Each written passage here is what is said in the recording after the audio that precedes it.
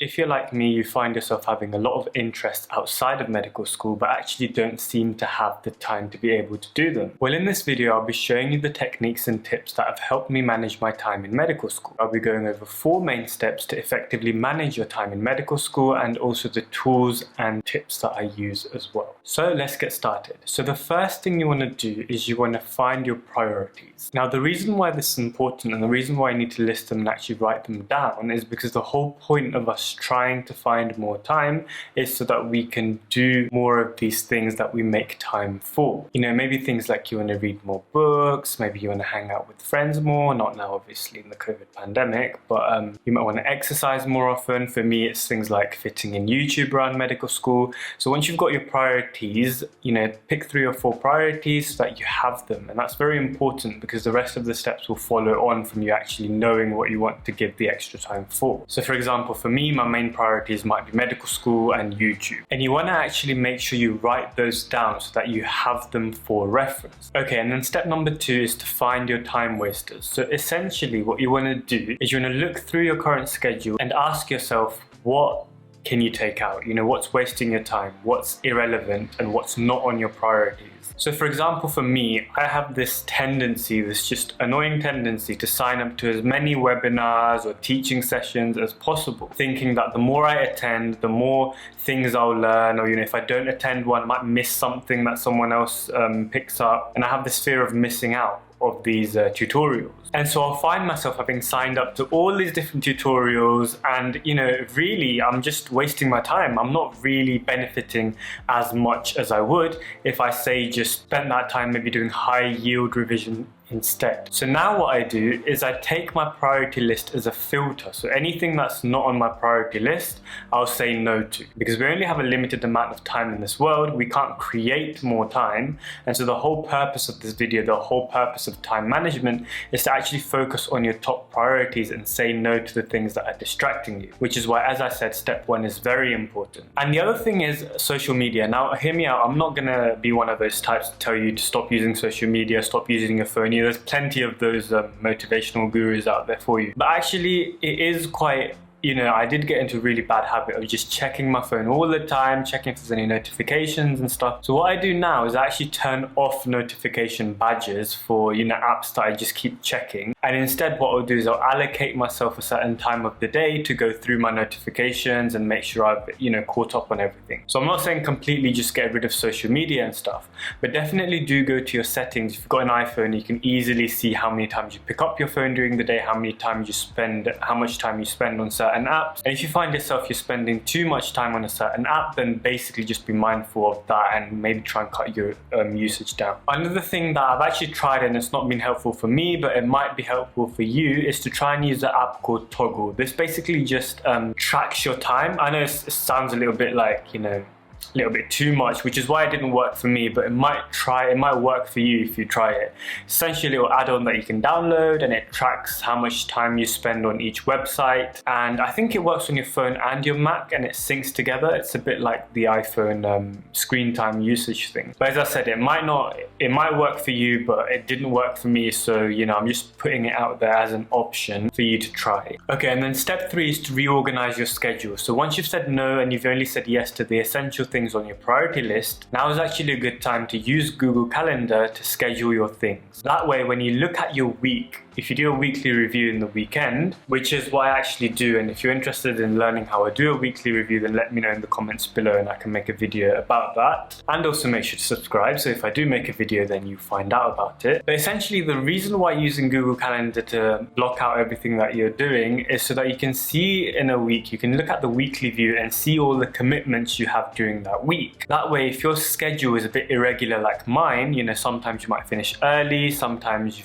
finish late, what you can do is you can see the free time you have and you can schedule things that are on your priority list that you want to do in those blocks blocks of time you have available. And so the way I see it is there are compulsory things, activities of medical school that, I can't really reorganize because that's in my medical school timetable. I'll put that in, say, a red color, and then everything else I can put in a different color so that way I can see what time I have available in my schedule, which is free time, which is not compulsory time, which I can actually dedicate to my other interests outside medical school. That's basically the whole point of time management, isn't it? To spend more time doing your other interests. And the final point I want to cover, point 4, is actually getting things done. So the reason why this is important in time management is because if you can do your things more efficiently, then you will have more time to spend on other things. What I mean by this is minimizing distractions when you do your work so that you're focused on one thing and get things done more efficiently. So what I like to do for this is I use the app's Things 3, and that's basically a to-do app. Essentially, anything I need to do during the day,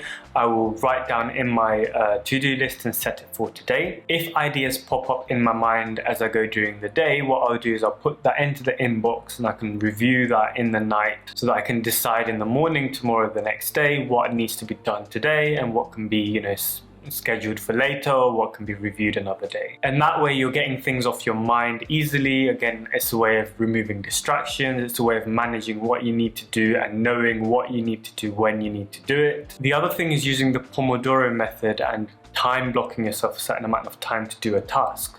So for example, if I say I want to do PEDS revision this evening, I might allocate myself 1.5 hours blocks of time, and in that time I'll use the Pomodoro method, which is essentially where you work for 25 minutes using a timer. Now I like to use the timer app called Be Focused on my Mac, which easily lets you set a Pomodoro timer and displays it up in the status menu. Followed by that block, you get 5 minutes of break, and then you repeat the 25 and 5-minute cycles until you take a longer break after 4 cycles. But do check out that app, it's very useful and I use it all the time when I'm setting myself things to do. Needless to say, while you're doing your Pomodoro work, make sure you've got your phone out of the way, make sure it's turned off, not completely off, but just on silent so you're not distracted, so that way you're focused for that entire 25 minutes. If you don't like the idea of having an app on your Mac, which, on the menu bar, which can sometimes be a little bit pressuring because you're always seeing that timer there, then instead you can use the app Forest, which you've probably heard of. It's basically where you plant trees. It's the same concept, Pomodoro, but you can do it with your friends as well. You can plant virtual trees, and if you get out of the app, then it kills that tree. So that's an incentive for you to actually stay on the app and not get distracted. But I just don't want to waste my phone battery using the app, so I just stick with the Be Focused timer on my Mac. Oh, and the other very important thing I should probably mention about emails is, before I used to find myself just checking emails every time an email popped up. I'd get excited and then later to find out that the email's disappointing news about how this is cancelled or I didn't get this or whatever. And so I just found email to be a source of mixed emotions. It's like a dopamine hit when things go good and just miserable when things go bad. So now what I do is I just set myself a certain time block to check my emails every evening, and then I don't check emails throughout the day. That way I can just get through all the emails at one go. I'm not distracted by constantly just focusing on my emails, and that way I'm not a bag of mixed emotions when I sometimes get good news, sometimes get bad news. I just leave email to when it needs to get done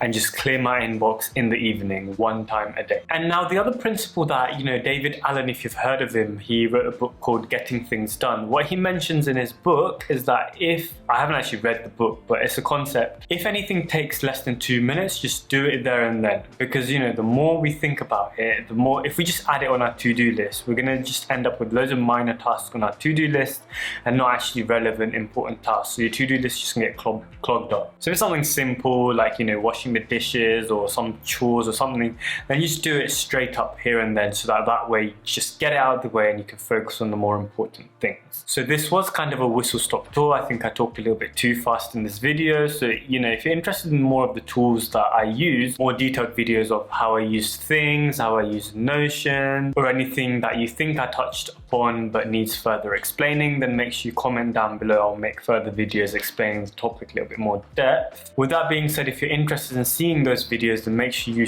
do subscribe so that you'll be notified when the videos come out. If you're new here, my name is Abian. I'm a medical student studying in London, and just quickly wanted to mention that I recently started a new newsletter called Swift Sunday. Now I know you don't have much time, but it's basically going to be very short. It's just one paragraph of one idea that I either had a revelation about during the week or I discovered during the week. It's going to be one quote and it's going to be my latest video, just in case, if you're interested in watching my videos and you don't want to forget when a new video pops up, it will be there in the newsletter for you every Sunday. So if you're interested in that, then make sure you sign up, link in the description below. With that being said, do check out my other videos somewhere linked here, and thank you very much for watching, and I'll catch you again in my next video.